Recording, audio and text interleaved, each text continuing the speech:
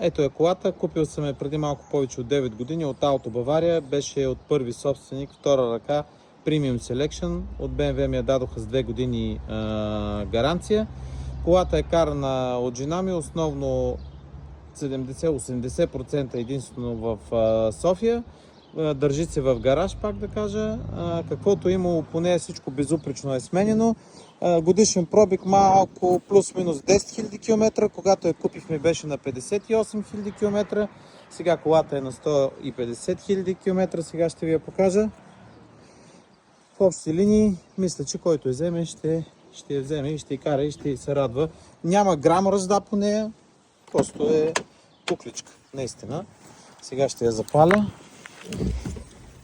Но купих нова кола и време вече някой друг да й се порадва на тази кола.